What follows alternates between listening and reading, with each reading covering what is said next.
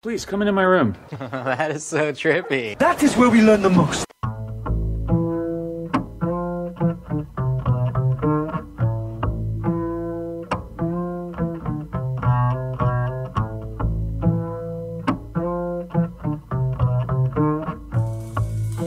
Welcome back to the Mustache Room. I'm your host, David Ben. On this episode, Del Jolly enters the Mustache Room. He's the co-founder of Unlimited Sciences. They're a nonprofit organization working to further the research and acceptance of psilocybin and other entheogens in therapy and overall health. He's also the co-founder of Umbo mushrooms. They offer products that leverage the key health benefits of some of the world's most powerful medicinal mushrooms. Del has been instrumental in the Decriminalize Denver movement. He's a Brazilian jiu-jitsu practitioner and works with some of the highest performing combat athletes. Don't forget to check us out online at mustacheroom.com or Mustache Room on social media. We are sponsored by our parent company, Mustache Brands. That's MUSTASH. Thank you so much for listening. Now enjoy this conversation with Del Jolly. The Telluride Mushroom Festival, I believe it was you with Rashad, and I think it was one other guy, and you guys were kind of, I guess, in the early phases of your Umbo project. Yeah. The other guy was probably Jake Plummer, the former quarterback for the Broncos in Arizona and Arizona State alum. And we were up there just trying to get a lay of the land for that. Telluride's obviously the place to be. Definitely kind of in my eyes, a little bit of the Mecca. They've been around for a very long time and doing it right for quite some time. And that thing's just only going to get bigger and bigger and bigger. So, that was cool. We had a lot of fun up there for the few days that we were there. Oh, yeah. And I guess I didn't recognize him, but yeah, Jake Plummer, obviously, I'm here in Denver. He retired as a Bronco. So that's fantastic.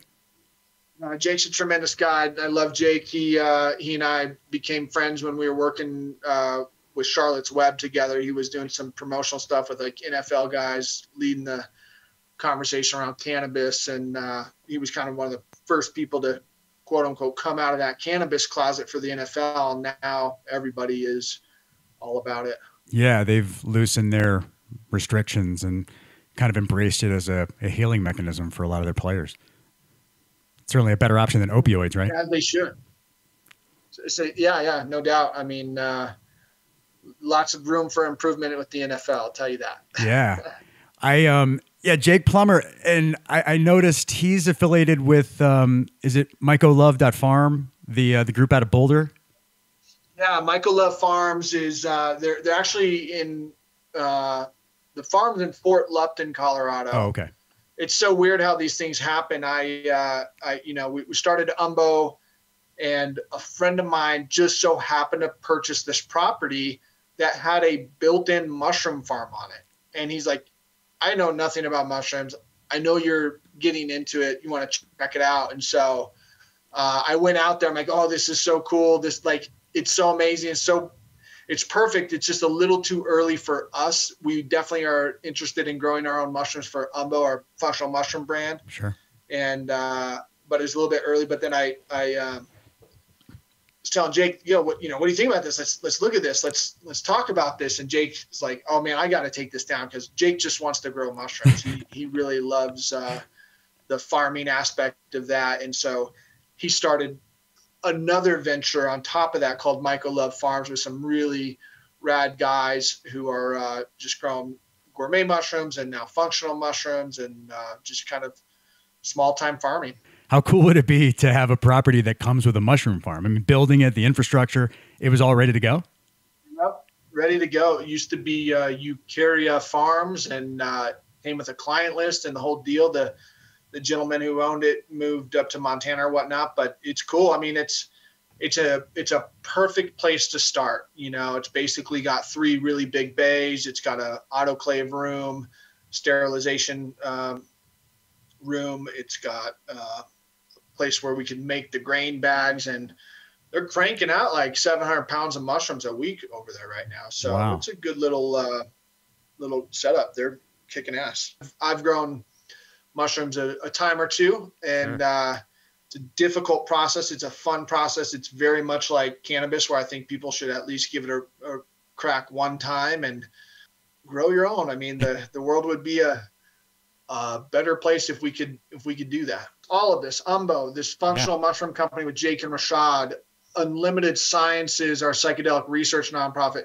This all stems from my desire to bring access to human beings and have human beings take health into their own hands. I love that. And that's what the Decrim movement was. The Decrim Denver movement was. It's the opportunity to present access for people to handle their own shit, right? I'm still advocating for that. Tonight, I've got the entire Decrim Nature team coming to my house, Decrim Nature Colorado and Boulder County, coming to my house in my yurt to try to figure out, hey, how do we move these things forward in Colorado? How do we do it in an equitable way? People have got to understand the difference between decriminalization and legalization and medicalization and then religious and spiritual use. I'm all for all of those models if they come in a very specific order. And that specific order is decriminalization first and foremost.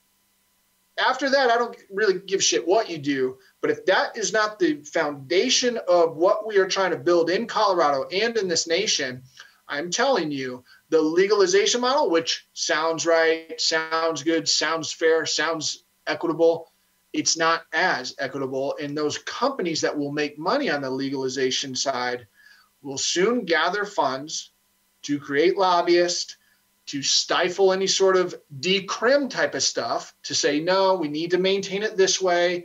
The people aren't smart enough to understand this on their own, so they need therapists to do this. I'm a libertarian at heart, and we need to start with those kind of foundations of, look, we trust people to responsibly use the statistically and proven most dangerous drug in the entire world, that is alcohol. Not only do we trust them to do it, we fucking encourage them to do it. We allow that. We need to do the same for these medicines, but again, it needs to be decrim before anything. And so all these movements, all these things that I'm involved with, all stem from my desire to allow for the decriminalization of entheogens so people could take their health into their own hands. That's awesome, man. Yeah, and you're right. Once you go beyond decriminalization, business enters the discussion, and now it complicates everything. And if you look back to indigenous groups and people that have been using plant-based medicine forever, they did it responsibly on their own, knew how to harness the power of it. And when you try to introduce business, that's when you take away from the organic benefits of what you're trying to work with.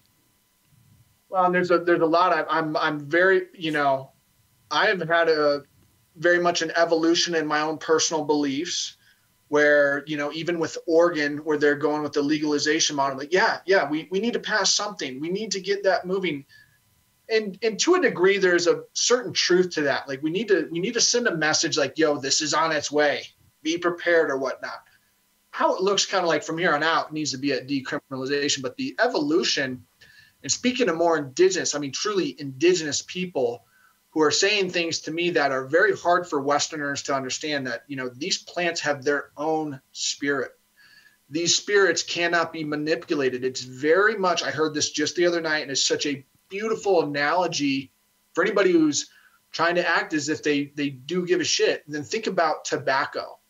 Tobacco on its own in its purest form is not harmful, in a lot of ways. When you change what tobacco is, the way that we understand tobacco, it shows up in ways like cancer in your lungs, because it's not the true spirit of tobacco and it's being misused. To think that psilocybin might not go that route is that disconnect between indigenous people and Westerners.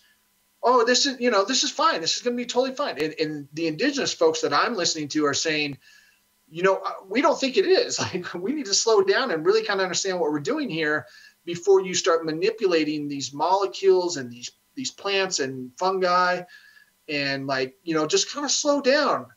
And the Western mind's like, no, we need to fucking capitalize. We need to make this money stat, and we're going to do it under the umbrella of feeling good about creating access to psilocybin to people. And we're doing right. We're doing good. So we're not wrong, right? Like the road to hell is paved with good intentions. And it's just it's an interesting dynamic, and to slow down and kind of really consider it. I'm feeling that the evolution, my own personal evolution on the way I've been considering it, it is very much rooting into stay on the decrim first before absolutely anything. And then we'll kind of see how things transpire. At the end of the day, it is however you want to use it. I'm okay with recreational use. I personally cannot even fathom recreational use for some reason. If I take a couple grams, it goes south. I try to do larger doses or nothing. Unlimited science is what our study with Johns Hopkins, what I'm hoping to do with that information is just validate the community's use. Show that the community knows what they're doing. Show that their quality of lives are improving. Show where they're missing and having like some failures, and like, hey, by the way, because what's going to happen is a story is going to air of someone using psilocybin for something like PTSD, and someone's going to say, oh, I really need to try that. Where do I start? And currently, there's really not a good starting point. I've been involved in this for quite some time, and I really couldn't tell you a resource like, hey, look, this is where you need to go. They have the best information. They're going to help you with your psilocybin journey, right? Like maybe there's some resources for ketamine and maybe even MDMA and all that kind of jazz, but psilocybin itself, it's still underground. No one wants to talk about it. No one wants to have resources there. But I'm hoping that this culmination of data will be able to be presented to help people make smart choices to have the best success that they can. With where we're at as the human race and all the tumultuous things that are happening in this world right now, we need all the tools we can to be as healthy as possible and to kind of take away one of the most ancient, effective, safest ones in psilocybin and other things like ayahuasca and the other, all these other plant medicines. It's pretty risky, but we're doing it left and right, man. We've got a fentanyl issue that's out of control. We got a lot of issues that I think plant medicine could help with. Let's talk about Umbo. So I looked at your website. I saw the players. I saw your mission statement. I saw the product that you're offering, and it's really it's awesome. And I'd like for you to tell us a little about like how you started and what your ultimate goal is with the Umbo product line. Yeah, absolutely. Thank you for that. Sure. So again, like I said, Jake Plummer and I worked together at Charlotte's Web, and he became a friend of mine. In the same kind of time period, I was doing a lot of work with some UFC friends of mine, and one of those is a guy named Trevor Whitman, who's like probably one of the best striking coaches in the world. He coaches Rose, Justin Gaethje, and Kamaru Usman, and Trevor's kind enough to introduce me to Rashad, and Rashad and I hit it off, and we kept in touch quite a bit, but there was a post that Rashad made, and I saw that post. I'm like, oh, dude, you're looking, you're searching. And so I kind of hit him up. I'm like, hey, man, like, I know we don't know each other really well. It's, we've met a few times in casual phone calls and this and that. I want you to reach out to Trevor. Trevor will vouch for me. He knows I'm not a creep, but dude, I know what you're looking for. You need to come to Colorado and show you it. Anyway, Rashad and I quickly became very good friends and have really grown as friends. And when the pandemic hit and I was still trying to raise money for Unlimited Sciences, our psychedelic research nonprofit, it's so hard to kind of get the funding we need to do the studies we want. I thought, you know what, man, I could launch a functional mushroom brand and take the proceeds from that and pay for the science and the cause that I believe in. I believe people are using functional mushroom products already. Why not support a brand that's like part of the community and trying to do the right thing and trying to give back to psychedelic nonprofits? That's what our cause is. I hit up Jake and was like, hey, man, do you want to be part of this? And he's very, very new to this, but he's not new to plant medicine. He's new to entheogenic plant medicine. And he's always been such a natural guy. He grew up in Idaho where, his mom would put comfrey patches on his bruises and whatnot, and so he's always been about it, very intelligent when it comes to to that type of plant medicine and is learning about mushrooms and all this now. And so we started Umbo. You know, we have our functional mushroom bar, which is, you know, basically, man, like we're talking to other companies about, you know, how do we make this bar together and do a functional mushroom bar. And this one group, really, really wonderful group and whatnot. But I kind of noticed that the bars that they had provided us, they're still in my cupboard. Matter of fact, they probably still are in my cupboard. Tastes like shit. That means, like, man, I'm not eating those, you know.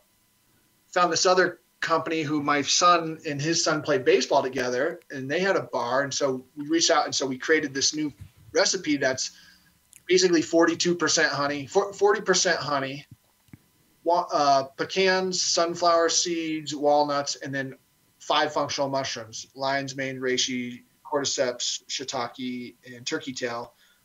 2.5 grams, because I also wanted to have, you know, bigger doses, all in one bar, and they taste great. And like, I've been eating them now for 8 months, and I don't have any right now.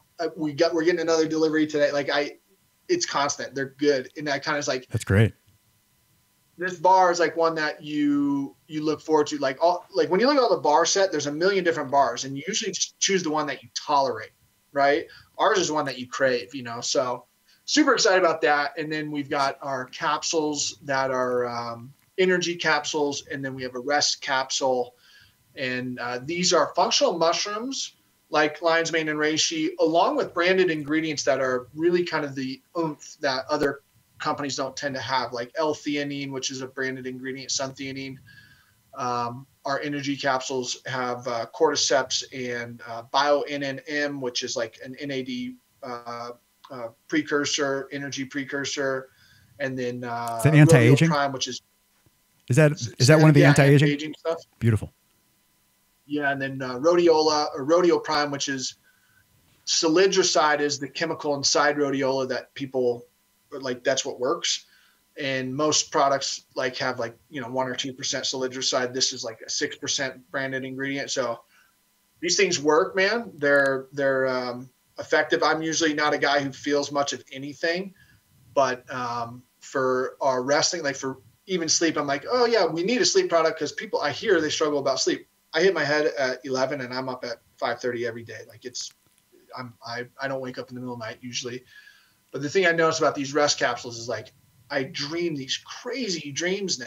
Really? Like, yeah. And our chemist was like, yeah, it's probably the sun-theanine and the lion's mane kind of work together like that. So we're excited about this. We're excited about the category.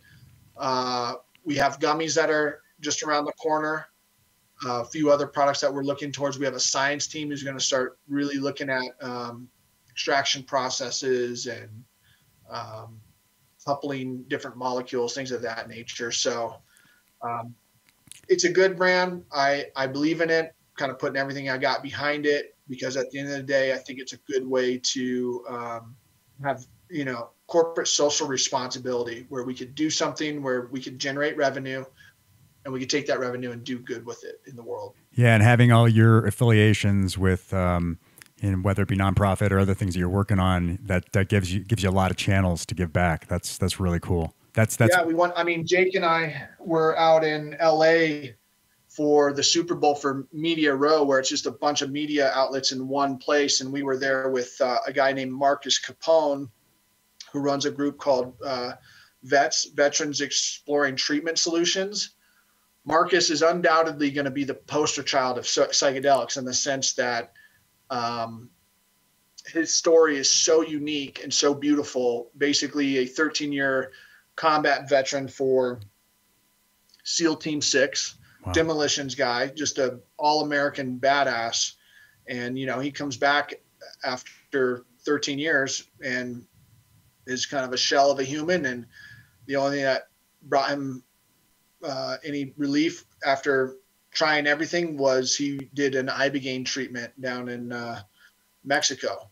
But that's just it. You've got a SEAL Team 6 13-year combat veteran who has to travel out of the country he risked his life for to get the treatment he needs to fix the ailments that the country he left to, you know, go fight for. Or to, well, and ibogaine is that's the most extreme. I mean, I've heard that one really takes it out of you for however long the treatment lasts. So yeah, being able to have to go somewhere else and be subject to the effects of ibogaine, that's a scary journey.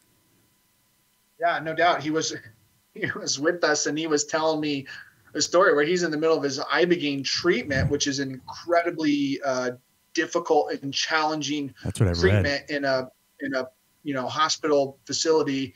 And the room, he's thinking, oh my God, he thought he's tripping, and he's like, oh, I'm going to hell. It's getting so hot in here and things are on fire. No, the actual room was on fucking fire. Oh. You know what I mean? And so a dryer had caught fire in the middle of his trip, and his room was on fire, and he's in the middle of it. And he had heard that, the doctors come in, they're rushing, things are going crazy, right? Because the room's on fire. And he thinks that he was told that he was going into cardiac arrest because ibogaine has cardio toxicity to a degree if it's not done safely, and blah, blah, blah. So he thinks he's dying. He thinks he's going to hell. He thinks that the room's on fire, and is like whatever, but it's actually on fire. And the point is, I don't know if that kind of stuff is going to happen in a United States hospital. Holy crap. You want to ruin somebody's psyche forever. Set the room on fire while they're tripping, especially at ibogaine. I can't even imagine how detrimental that was. Right. Well, Marcus is a dyed-in-the-wool thug, and he's gone back since then. So he's got a different mindset. He's a very stoic, humble, incredible human being. But Jake and Marcus were going on Media Row, just radio station after radio station, telling his story. And because Marcus reached out to me, he's like, "Hey man, this is what I'm doing for the NFL. Do you think that maybe you could connect me with Jake?" I'm like, "Absolutely. That's what we want to do. We want to help you tell your story. We want Decrim Nature to tell their story. We want Unlimited Sciences to tell their story." Like on our packaging, it says, we support responsible psychedelic research through Unlimited Sciences. It's what it is now. That's who we're supporting now.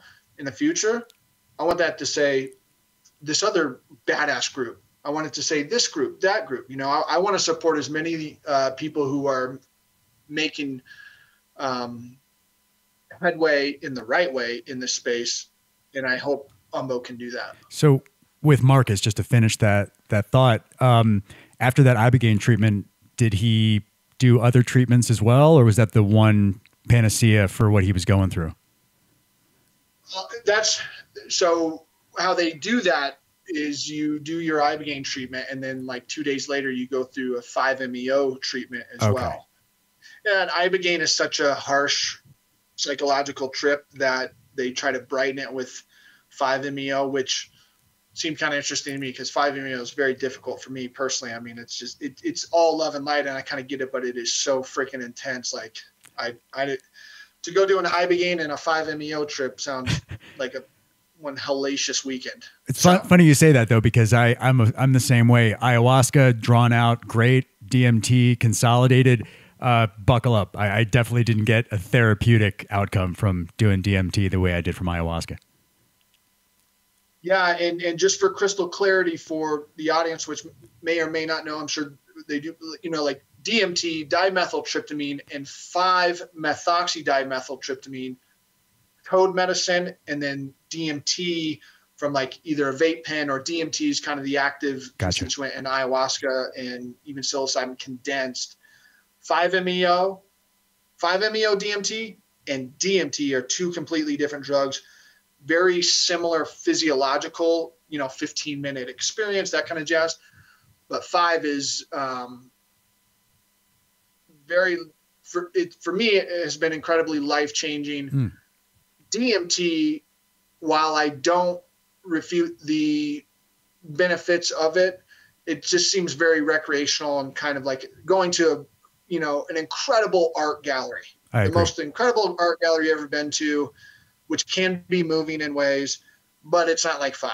So they are doing 5, the toad medicine post ibogaine, and not your standard DMT. So gotcha. Well, thanks for clarifying. Is that the bufo toad? Okay. Yep, and that's that's the one that kind of brought me to all of this medicine. I'd done psilocybin and acid when I was like, 18 and whatnot. Sure. And then I had a stint where I just didn't know anything or care about it at all, wasn't whatever. And then I did 5, and then that's what set me off to, seek out the Decrim Denver thing and just like set my path on this whole thing. So yeah, I did an ayahuasca retreat in Orlando in 2017. It was Friday through Sunday, and it's the Church of Mother Earth. I guess they're through their religious institution are able to grow ayahuasca on site. And so it was a tremendous ceremony. We did 3 of them, 2 night and 1 day. And during my day ceremony, I had a vision, and I translated it to me being able to have kids and be happy as a father. And that to me, again, like you said, is, something that resonated enough to want to teach people how to get that same benefit and tell people about it and be very evangelical when possible, just because of the healing it's provided me. So I'm very akin to what you said before. Yeah, absolutely. The daytime, how was that? Because I've only done nighttime, obviously, but daytime seems so weird. It was much more profound. I felt they had it in a very nice wooded area. It was really comforting, and I felt really connected, even more so connected to nature. And the visuals were a lot stronger. So I don't know if it was me being more relaxed or whatever, but I got a lot more out of it than I did the 2 night ceremonies. Yeah, I've never done that. I've considered it. Seems interesting. Yeah, that place is great, and I've considered going back. When I can get the time. Now that I have a daughter that's less than a year old, my capacity to do psychedelics abroad and around the country are a little limited. Back to so I saw Corey Sandhagen. I'm a big MMA fan. Yeah, I told you I practice jiu-jitsu, but I'm much more of a fan than I am a practitioner. Corey Sandhagen, I saw advertised, he's taken Umbo mushrooms. And so you're gaining a lot of momentum. It seems like pretty quickly with the product. I saw some rash guards being offered. It seems like it's really going crazy. Yeah, we're I want to lean into athletes, artists, and instigators, right? When you kind of look at Jake and Rashad and then Del Jolly, who the hell is this Del Jolly guy? I just want to encourage people never to think like they can't do tremendous things, right? And so whether you're an athlete, like Jake and Rashad are definitely athletes, but Jake's definitely an artist, right? Rashad has been supporting and helping Unlimited Sciences for years now. He's been on Joe Rogan talking about Unlimited Science, so he's an instigator in that avenue as well. I want this to feel like any and everyone can make a mad difference, right? So we're talking about athletes, artists, and instigators. And so Corey Sandhagen's one of those dudes where certainly known for his fighting, but he's very much into philosophy. Joseph Campbell, Ram Dass, like he's a tremendous guy. And I'd like for Umbo to start unveiling a lot of this. Like the tagline is unearth your potential, right? And that's what we want to do. We want people to unearth their potential. And if maybe you're not a physical dynamo like someone like Rashad, but damn it, maybe you're doing some rad art, right? Or maybe you're not an artist, maybe you're not an athlete, but maybe you know how to freaking make regenerative soil, and you could teach that to an inner city community to start growing their own food in their own neighborhood. That's the kind of shit that is, for me, as high level, as important as whatever Jake and Rashad did in their careers, right? And I think they would say the same thing, where we need mushroom farmers, we need advocates, we need Decrim Nature to have success. We need these things. We sure as shit don't need, the NFL, right? Like it's a luxury thing, but we need some instigators to start disrupting the way that we are operating as a species. And so I hope that Umbo can start highlighting super rad people. And that's what we want to do, athletes, artists, and instigators. So that's where Del Jolly comes in, where, I'm a regular guy. I'm a regular guy with 3 kids who has maybe a not so healthy dislike of the government. And I want people to feel and know, like, yeah, you can make change in your own neighborhood. It's like, we had this Decrim Nature meeting on Tuesday or Monday, and there's like 5 of us up on this panel talking about the Decrim Nature initiative. And this one woman, bless her soul, was really wonderful. But she's saying, what are you guys going to do about, the mushroom kingdom and all the patenting and all the protection against mushrooms as a whole? They have so much opportunity and people are going to do this and blah, blah, blah. And I was kind of like stumped because I don't like the confrontation like that, because I could tell she was like she was ready for war on that. And I don't want to die on that hill for it. I'm up there for decrim nature. And I didn't really know how to respond. But the indigenous leader who was on the stage handled it. He was like, at the end of the day, how I heard him translate it was like, whoa, wait. We're just 5 people up here trying to decrim these particular drugs that are on the Schedule 1 thing. What are you doing? What are you doing? That sounds like a cause that maybe you should get your ass behind and stop asking people on the stage and get your ass on the stage and defend it yourself and work towards it yourself. And that's what you want to send me into a rage. When I ask for help, don't say you'll help me.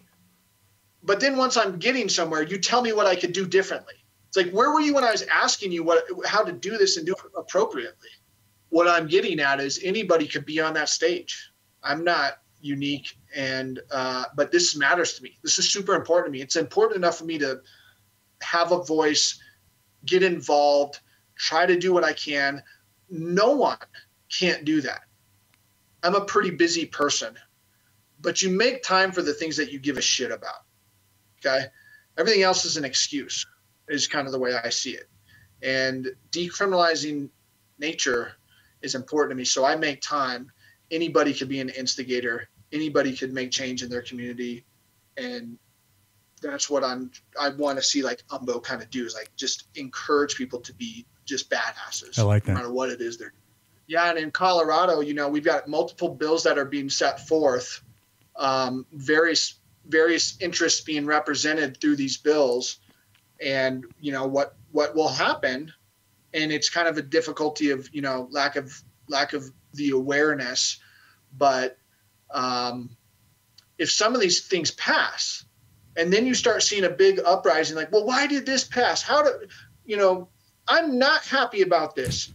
Well, where were you when we were trying to freaking rally the troops, And so now's the time. If you care about decrim nature in the state of Colorado, particularly, or your own damn city, start a chapter. Go to decrimnature.org. They have the blueprint on how to do this, how to talk to city council members. And so don't sit back. Don't be someone who waits for other people to do shit and then bitch about it. Like, oh, that's so infuriating. Everybody has the chance right now. There's only been 13 cities that have done this, which quite honestly is a lot. But there's been 13 cities who have decriminalized entheogens in their city. And guess what? There's thousands and thousands and thousands and thousands and thousands more that need it. Chances are your city's one of them. Get off your ass and do something about it. Yeah, props to Denver and Oakland and for being the pioneers in the decrim movement. Was it Denver first and then Oakland? Yeah, Denver decriminalized psilocybin. Okay. And psilocybin only, and then Oakland kind of did a oh, that's cool, hold my beer move, and they decriminalized all entheogens. Geographically, obviously, we benefit from Colorado's a lot more liberal. I have listeners in Ohio and Florida, and as much as they, the people that listen to my podcast and my friends, and they appreciate it, they're also concerned about, you've got governors like in Florida that are telling kids it's not okay to be gay and stuff. So it's a slippery landscape for some of them to navigate. Any suggestions for people that might live in an area that is a little bit more difficult to push those types of bills?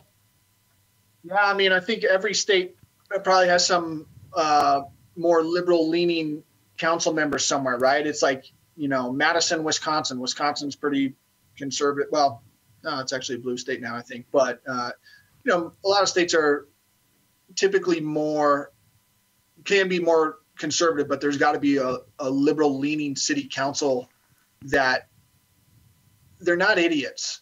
And if they have the right education, it can very easily change for them. And they can really kind of say, okay, I see what you're saying here. I see maybe it's a story like Marcus Capone.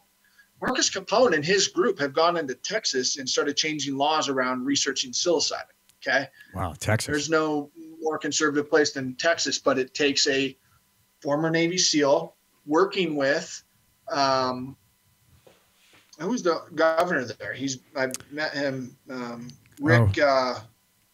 Anyway, I can't remember right now, but I mean, that's just it. Like I said, I guess I'm more libertarian, but I have very conservative roots. This blows my mind that this is not a conservative movement.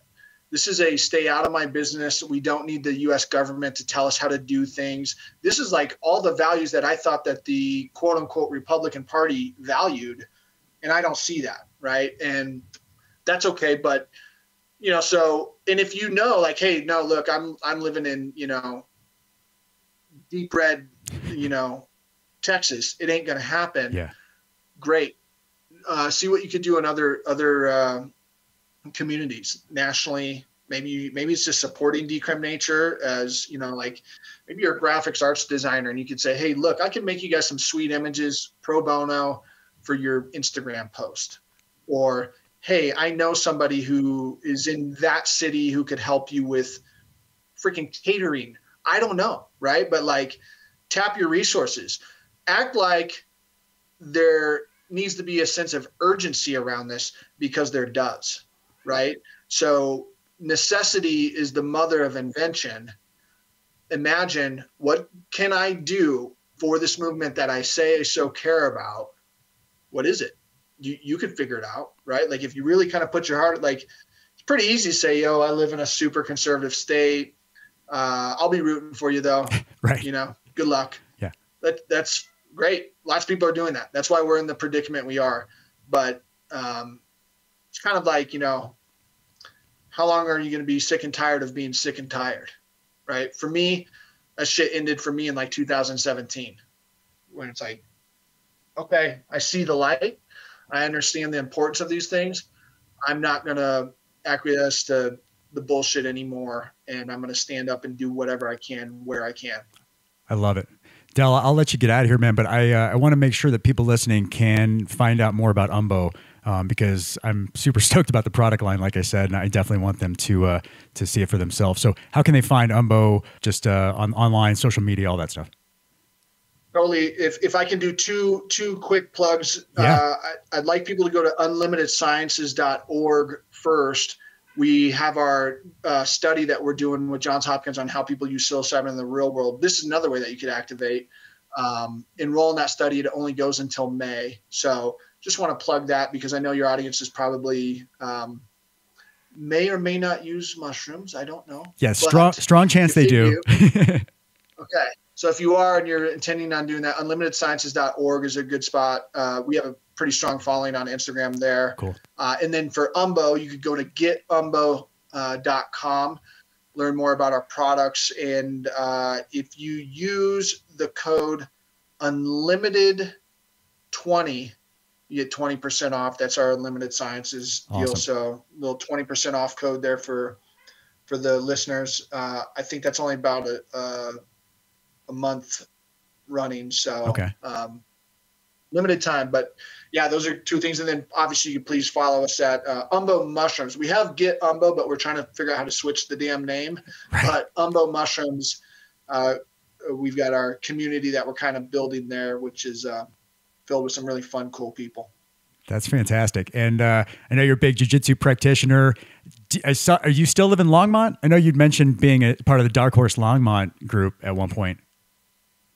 Yeah, I'm 10th Planet Denver. Okay. That's my home gym, but I train at Longmont, but currently experiencing my very first injury. I had a black belt break my shit in an estema lock. So my foot's broken, right? Or I've had some tendons pop in my ankle or whatever. I haven't rolled for like a month now, and it is excruciating me alive. That's why I'm on edge. That's why I sound like I'm like so ready to roll.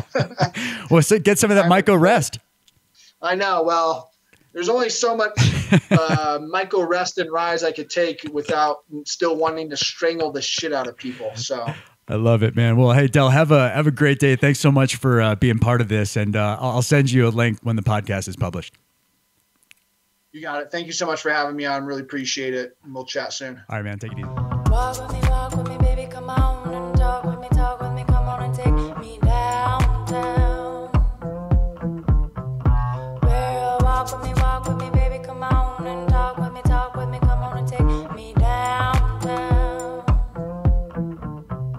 Well, walk with me, baby, talk with me, take me downtown. Well, walk with me, baby, talk with me, take me downtown. Walk with me, baby, come on and talk with me, come on and take me downtown. Girl, walk with me, baby, come on and talk with me, come on and take me